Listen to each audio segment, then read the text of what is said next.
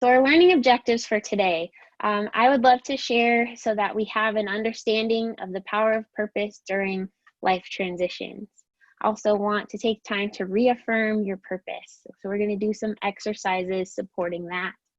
And I think it's very important to establish accountability for a goal supporting your purpose or simply supporting your purpose. So we're going to establish that accountability through being specific in what we reflect on and our action steps that we want to take. And I'm also going to share with you about resources and opportunities to connect. So flourishing it's not just surviving, it's thriving. So there are things we can do to make sure that we're surviving, like exercise, eating, eating right, getting rest, those essentials. But what helps us to really thrive? And so we have these 5 building blocks, and you don't have to do them all. They can be done independent of each other, so don't feel like you have to have all 5 to flourish. These are simply offered as kind of 5 different avenues to well-being. So it's PERMA is the theory of well-being. And so you'll see that the PERMA kind of runs down the list. And so let's start with positive emotion. Positive emotion is really about being as positive as you can. If it's looking at the past, maybe it's cultivating gratitude or forgiveness. If it's in the present, it could be savoring current experiences, really, being in the moment, taking it all in. If it's for the future, it has to do with building hope and optimism. So trying to stay, as positive as we can is really, does support happiness and our well-being, and gives us a nice frame to look at what's going on in our lives and the influence we have over it. Engagement. So engagement connects to something that we talk about with purpose when we mention flow. So flow is when you're so immersed in a task that time goes by so quickly. For example, we're spending an hour and a half together, and I guarantee you by 2 o'clock, I will, and maybe you will too, feel like this time went by so fast. And it's because we were really engaged in what we were doing. We were doing something that offered, some challenge and some growth, and really feeling engaged with the people that we're with. We hopefully will feel energized by the end of this. And that's a nice example of engagement. It's really another way to look at it is when your self-awareness disappears.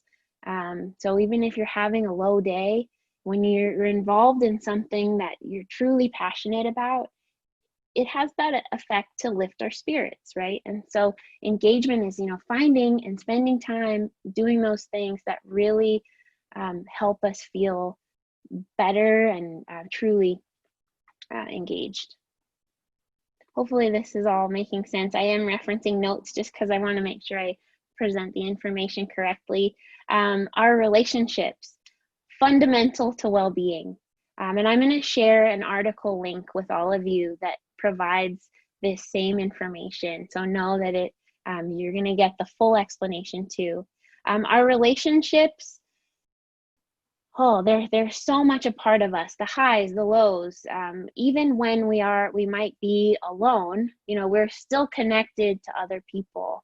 So though you may be alone, you're not feeling lonely. And sometimes we need to remind ourselves of these relationships. We may put limitations on relationships that we have. And so the more that we can broaden our definition of, those people who are close to us, and we can depend on them in different ways for different things. Relationships are really key. So this isn't about, have a best friend, have a life partner. This is just about, have relationships with people, let people in, be there for others. That connection is really important. So M is for meaning. Meaning this is purpose. This is our purpose letter. And so this could be, everything that you're doing that feeds into something larger than yourself. It's bigger than the I have to. right? I'm not doing this workshop because I have to. I'm doing this workshop because I love it. It feeds my purpose. It energizes me. And I'm, spending this time, and because it's important for me to have a purpose that's broader than myself, or I'm really seeking relationships. That's part of my purpose, to be there for people. So staying in tune with why we're here. And even on tough days when you may be forgetting, why you're doing the things you're obligated to do, we can always remind ourselves of the greater meaning. So there may be a task we're dreading, but if we put it in perspective with larger meaning, it still has value, and we can still learn and grow from it. Accomplishments. We've got to remember to celebrate our successes. I think very often, we accomplish one thing and then it's on to the next, and we don't take time to really appreciate what we did ourselves, the contributions of other people, whether it's during your hobbies or at work. It's really important to acknowledge your success. We're building toward mastery of different skills. Even if we struggle, if I'm struggling through presenting this workshop, I'm learning, I'm growing, I'm eventually mastering this. And so any task that we have, acknowledge your accomplishment, even if it's, I failed, but you know what? I'm going to try again, and here's what I learned. And I'm really proud of myself for dusting myself off and getting up again and, continuing this. We have to have a sense of accomplishment to support our well-being.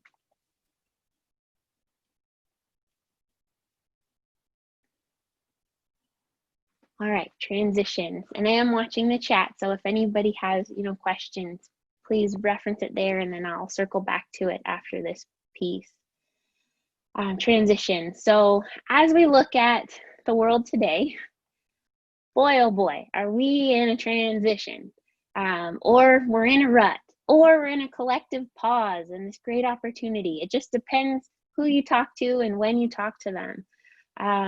Richard Leiter offers a really nice metaphor of the life spiral.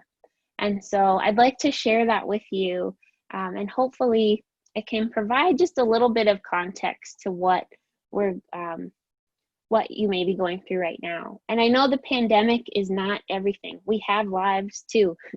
There are lots of things going on in our lives. And the life spiral does not encompass every part of your life. At one point in your work life, you might be on one phase. In your personal life, you may be in a different phase. The pandemic may have caused a whole nother spiral in your life altogether. So here are the 5 points in the life spiral. So it starts with a plateau. Plateau is where you're most comfortable. Things are predictable, it's stable. It may start to feel like a rut, or it's not serving you well, but things are consistent. And then a triggering event may happen. A triggering event could be something that knocks you off your plateau for the good or for the worse. It just depends on what it is, right? We have transitions in our lives. This is that point that starts the transition. So it may be positive or negative. It could be expected or unexpected, planned or not. And then also maybe it was within your control, or it absolutely wasn't. Something just happened in your life. We have so many different transitions.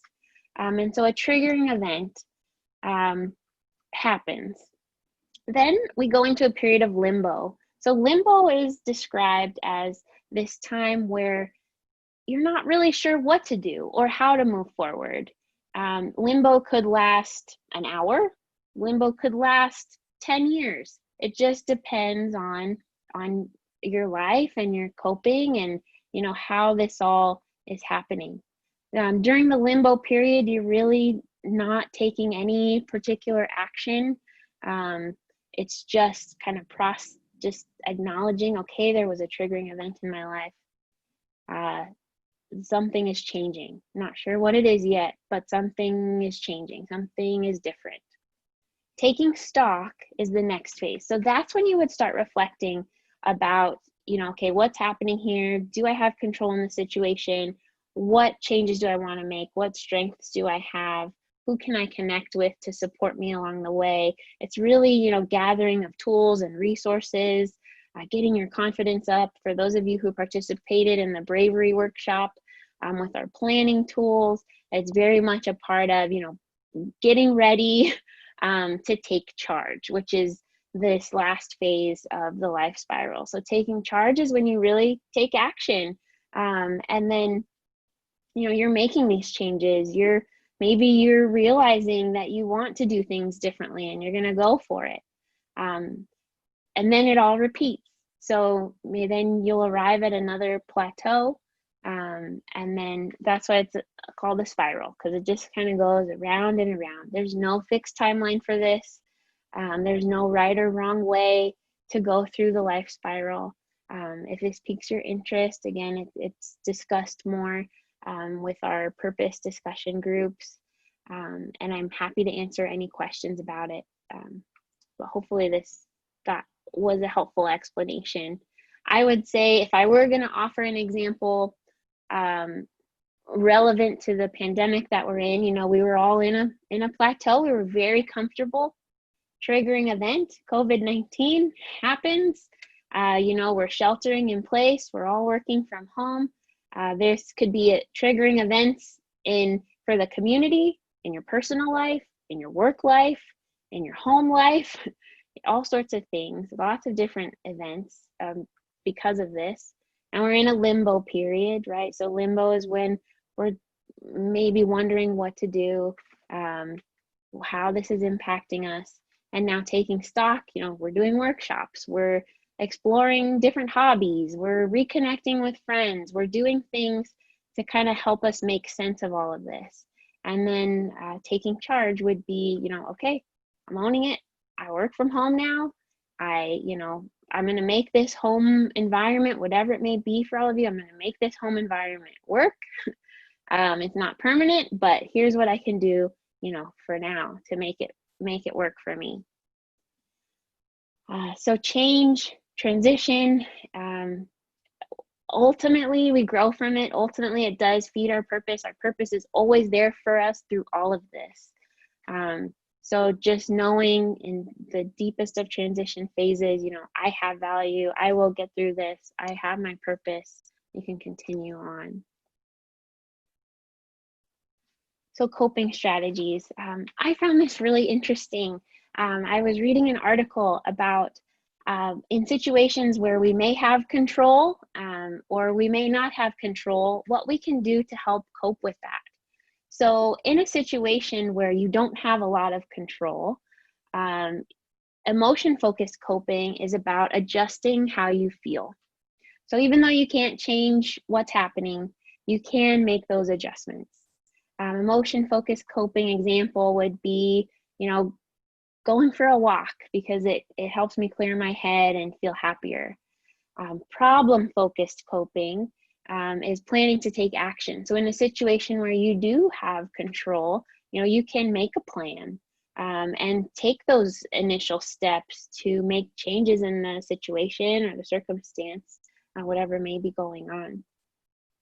And so what I would love to do is invite us to be proactive and build a toolkit. And I'd love for us to build an emotion-focused coping toolkit. And so on your paper, you'll probably just need, about 3 inches of space. We're going to make a short list. And what you're going to do on your list is have 2 columns. In one spot, you're going to list the activity, something that you really love doing. If we're thinking about our emotion-focused coping, what's something that helps you gain clarity or feel better? It could be all sorts of things, really. This is the point where I want to hold off on providing examples because I'm sure you're starting to think of some. But you're going to add enough detail so that we know what you're talking about. So activity, we wouldn't just say walk. We'd say walk to get sunshine and look at all the flowers, or walk for at least an hour by myself. Or maybe there's an activity that you do with someone. So play games with my grandchild, or, So add some detail, and then also reflect a bit about how it makes you feel. So calm, happy, comforted, energized. And I'd love for you to make a list of at least 3 things right now that would be activities that are always available to you, even now. And just note about how it makes you feel. I'm going to give us a little bit of time to do that.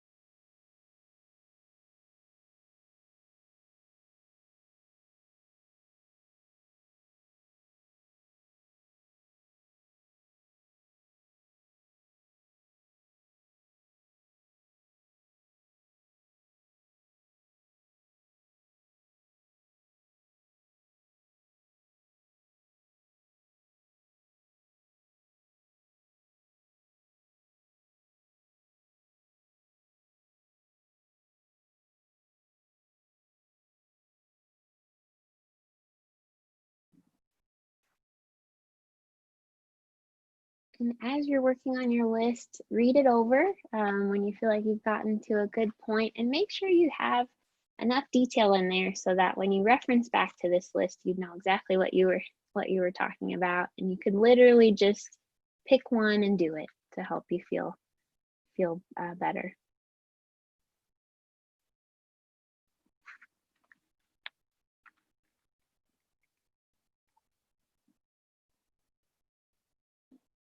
We're going to keep our pen and paper out. We're going to move into our next exercise.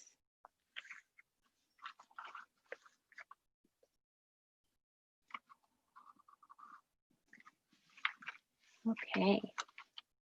So I mentioned how important it is to reflect about your gifts, your passions, your values. Gifts, I think another name for those are strengths.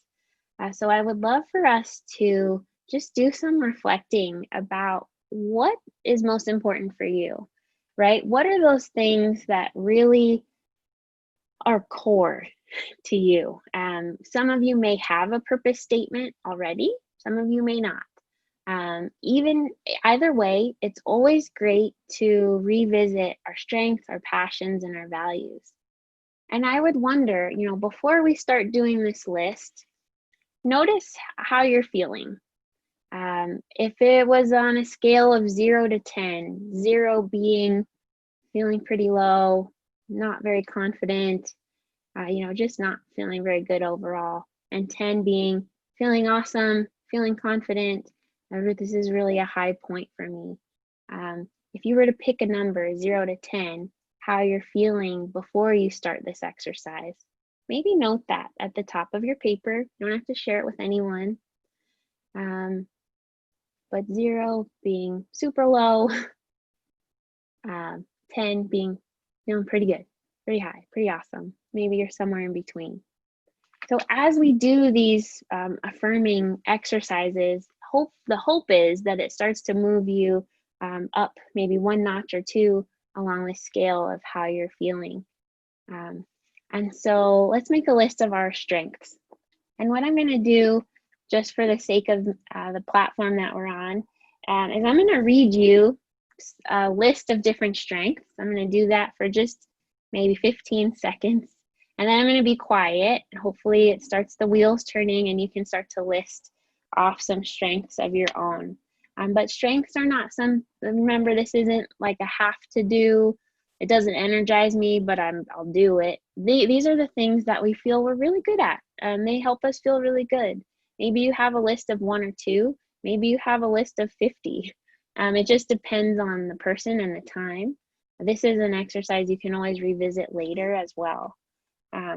Okay, so put at the top of your, wherever you are on your paper, my strengths, my positive qualities even. I'm going to read off a bunch of suggestions. Feel free, if you want, you can tune me out or you can listen.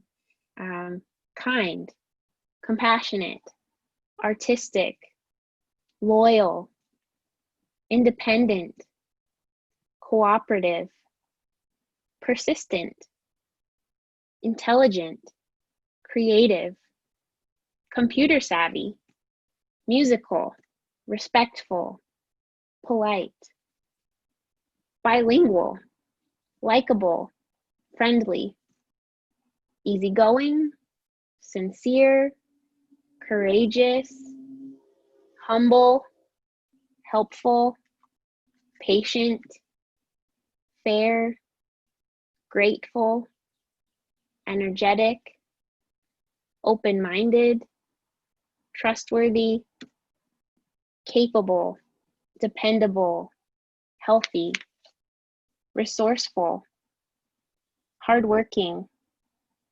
strong, curious, generous, physically active, a good listener, funny, skilled, trusting.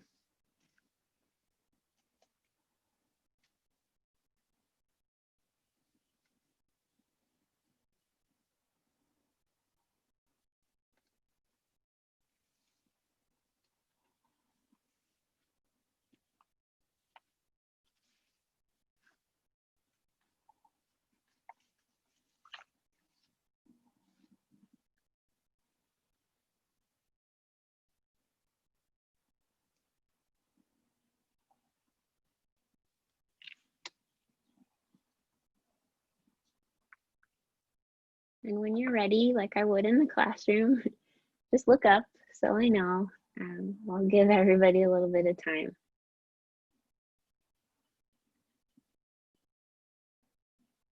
All right. Okay. So we're gonna keep listing. So passions. So we started to maybe tap into passions for some of you as we were making that list of activities that we really enjoy. Your passions are those things that you could do where time passes quickly, right? We have that sense of engagement and flow. It's meaningful. Maybe it's a hobby. Maybe it's work you do. But let's start building a list of the things that you are passionate about and what you really enjoy. I'm going to hold off from listing this time just to give you that space.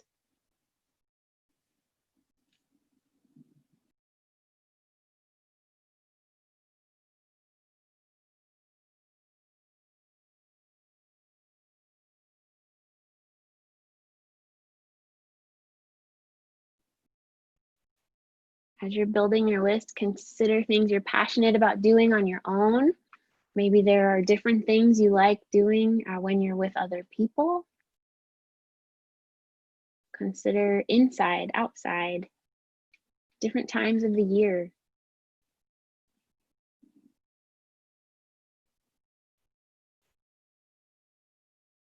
Maybe ways that you like to express yourself, things you like to learn about.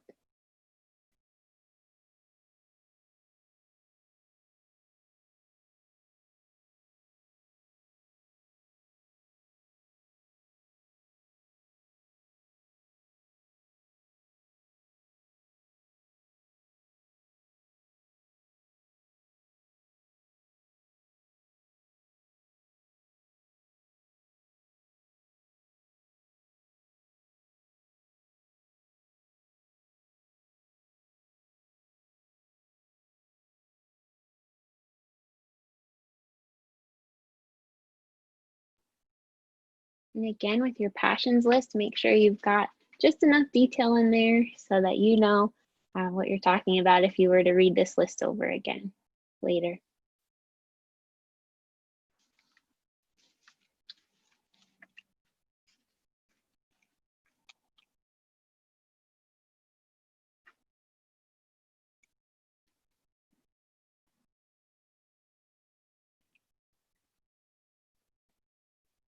See some great writing going on. Whenever you're ready to move on to the next step, just glance up at me or your screen, or give me a thumbs up.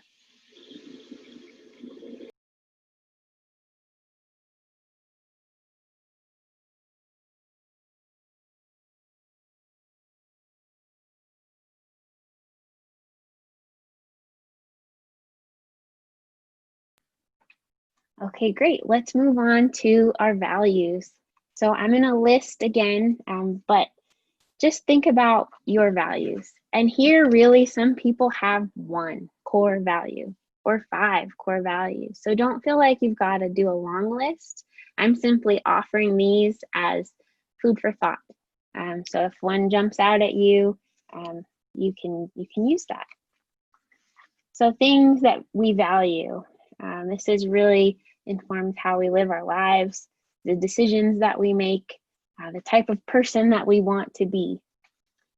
So values, balance, financial success, fame, love, simplicity, freedom, spirituality, gratitude, courage, nature and protecting the environment, justice, contributing to others, power, community, creativity or self-expression, physical fitness or physical health, mental health, emotional health,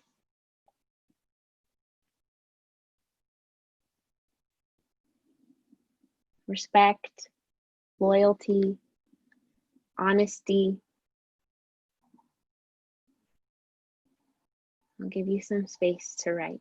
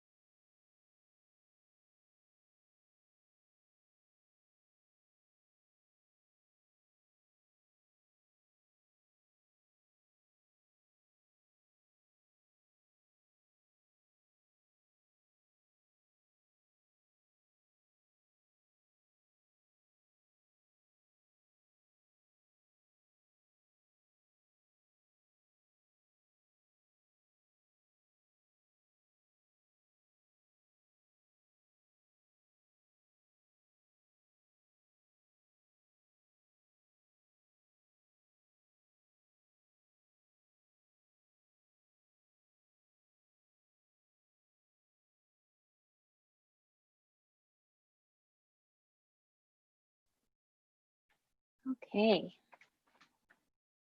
so most people are looking at me, so I'm going to take that as a sign that we're ready for the next step. So what we're going to do is look over this list. And I wish this is one of those moments when I wish we were all in the same room. And I could rotate around the room and check in with everybody. But we're going to look over your list and go ahead and put a star, regardless of category. Put a star next to the items that really stand out to you.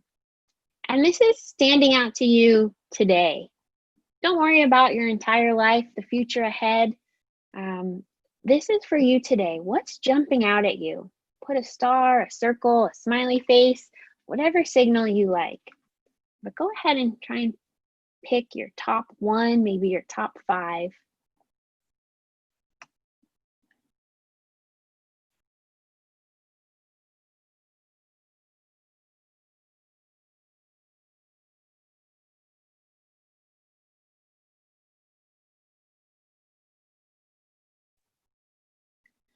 And what we can do through this exercise, and as you look at your maybe top one, two, three, however many you picked, and know that this is a continuing process that you can always revisit. But as you look over this list, hopefully you feel affirmed, reaffirmed in how awesome you are. And if you're feeling like you need to compare to other people, set that aside. This is your time. This is your purpose. These are your strengths, your passions, your values. Don't worry about everybody else. This is not a time to compare. This is a time to really acknowledge yourself. And what we can take from these starred items is your purpose statement can really start to form. So if we were to go around, and for those of you who are not comfortable with public speaking, don't worry, I'm not actually going to do this. So don't worry about that. But if we were to go around and I said, okay, everybody in our group gets to say 2 sentences. One is just my name and maybe where I live. And the second sentence is the main theme that I've gathered from doing this exercise. We would get a sense of who you are and what's most important to you, just from those 2 sentences. And that sentence can start to form a purpose statement. Purpose statements don't have to be these eloquent sentences that give,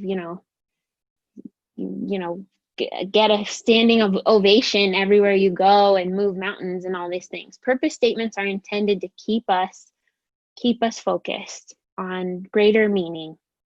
So a purpose statement could be as simple as, my purpose is to learn something new every day. I love learning. My purpose is to connect with someone and bring a smile to their face, right? So read over your list or drop the list entirely, and you can write your purpose statement however you'd like, but try and formulate a sentence or 2 that really emphasizes your purpose. What's most important to you? What would be the most important thing for me to know about you? What's that constant in your life? Sometimes a purpose statement becomes a mantra that you tell yourself. My purpose is to be better and better every day. Choose something that works for you. And like any reflective writing or creative writing process, this is a draft.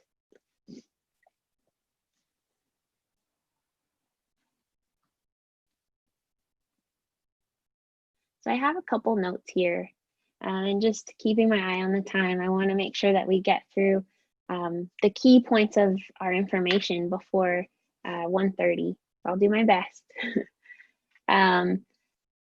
Reaffirm often. So when you have a purpose statement and you're drafting, all of this reflection, reaffirm often. Keep this list handy. It doesn't have to be somewhere where other people can see it. If you want it to be private, I'd actually encourage you to kind of keep it more private so that others aren't judging your purpose. If we don't want to welcome that. Revise it when you need to. So reaffirm often. Look over this list, maybe add to it, adjust things. Maybe something else gets a star. Maybe something gets docked lower on your list because you're really into, focusing on something else right now. But reaffirm your purpose often. Revise it when you need to. As we have different experiences, we may need to revise our purpose statements. We go through, life-changing transitions, and it may mean adding a few words or taking a few words away from your purpose statement to make sure it's still relevant. Like for me with my son, having my son, I added nurture as a word in my purpose statement. So now my purpose is nurture, empower, and inspire. Restoring energy. I think that revisiting this list can really help to restore your energy. It can help you feel better. We wrote that number on your page about how you were feeling when we started this exercise. I would ask you now to write a number again on how you're feeling now. 0 being low confidence, low in every sense. 10 being high, feeling really good, feeling confident, feeling happy, and anywhere in between. And please, just be honest with what your rating would be. If it's exactly the same, that's fine. If it's a little lower, that's okay too. Maybe there's more reflecting and more information to gather, more exploring to do. And if it's higher, this is great, but really reference this list. It helps you feel good.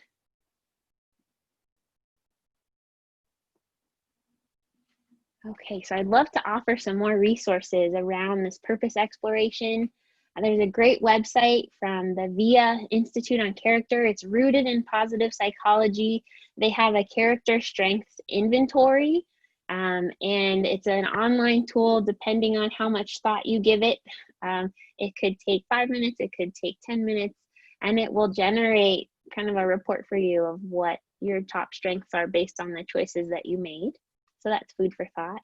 We also have our Power of Purpose workshop, which is through our Blue Zones project. I would love to learn if people would be interested in more purpose exploration.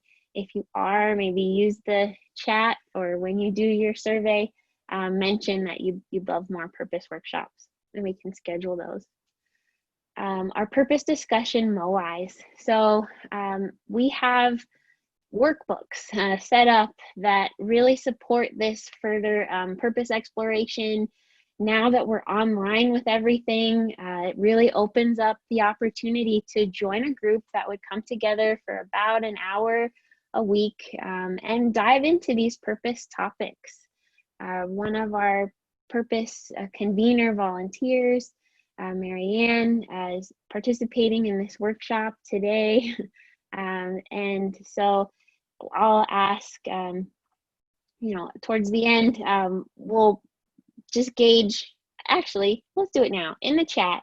If you would be interested in a purpose discussion MOI, just go ahead and cast your vote, write yes in the chat, or maybe, just to give a sense of who would be interested in this. Okay, all right. So it looks like we have some interest. I think also something I'm working on are discussion groups that get together on a regular basis about broader topics as well, like mental health and happiness series discussion groups. So if that would interest you, know that that's coming too. I would say support groups. Support groups are really key in finding like-minded people who've been through, maybe experiences similar to yours, or we have a unique opportunity right now. We're all kind of in the same boat, but really connect with people. Emphasize that relationships area of your life. Volunteering, though somewhat limited now with what we're able to do physically and socially, volunteering is a wonderful way to express your purpose, especially if maybe you're not getting that satisfaction from the work that you're doing, or some of the roles that you have. Maybe adding volunteering is a nice way to do that too. I love all the yeses and the woohoo in the chat about our MOI groups. Okay, so connection is key too. So finding support and accountability. Purpose is part of you. It's wonderful to share with other people.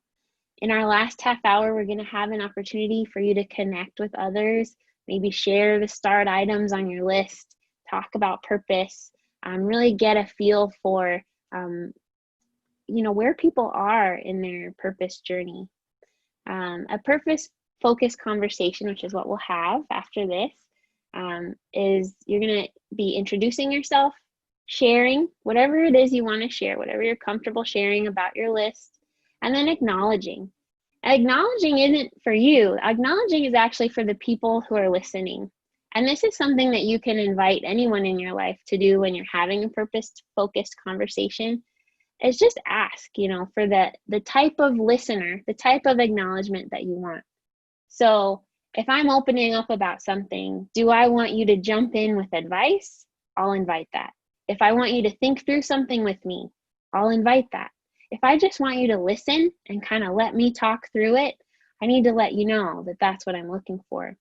I had the opportunity to do an exercise that I really appreciated, where I was sharing about, what's important to me. And then the listeners responded with what they heard as I was speaking as the values that I hold. So, as I'm sharing about what's going on in my life for 2 minutes, what they're listening for is, what's Tiana's purpose? What does she value? And then they had a chance to tell me.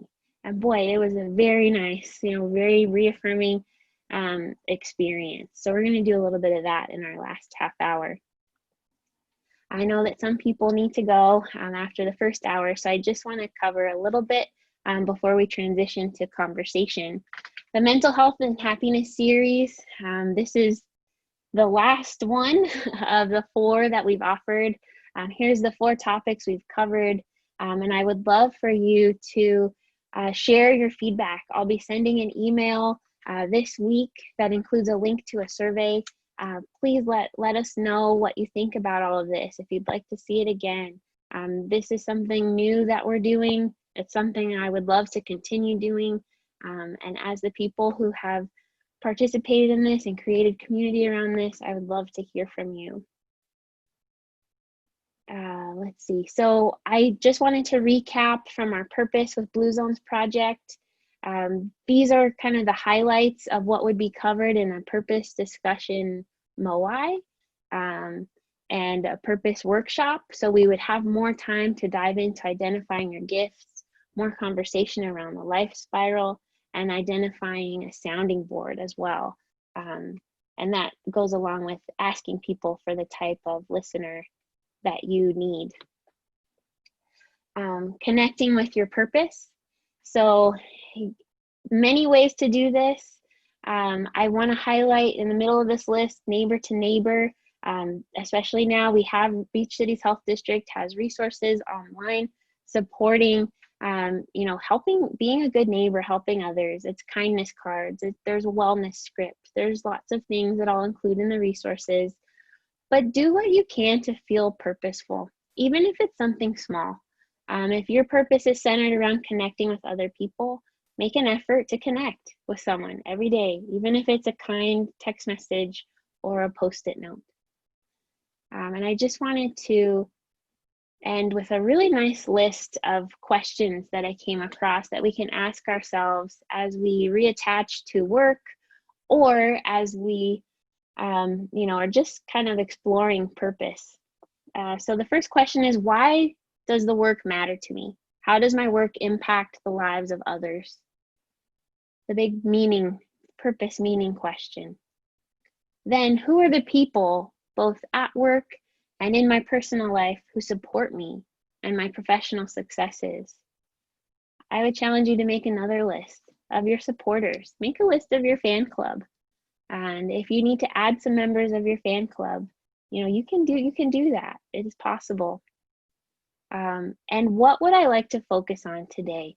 So as we ask ourselves these questions relating to engagement and meaning, it's really very reaffirming that no matter what's on your to-do list today, you can make it really count, and it just makes the whole process more enjoyable, more meaningful. So as we navigate these transitions and are really trying to boost our social connections and our resilience, I hope that purpose is something that brings you comfort, brings you drive, a nice motivator. It may also raise a ton of questions, and you may be left wondering now, have more questions now than when we started. So find those supports. I'm also going to share about books you can read if that's more your style too. And thank you everyone for participating in these workshops.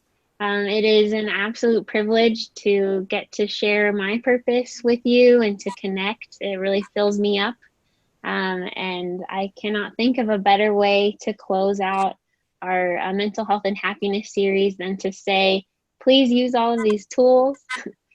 Share them as much as possible. Take time for yourself. And of course, there will be more. So stay tuned for more. Let's stay connected, and let's keep learning and growing together.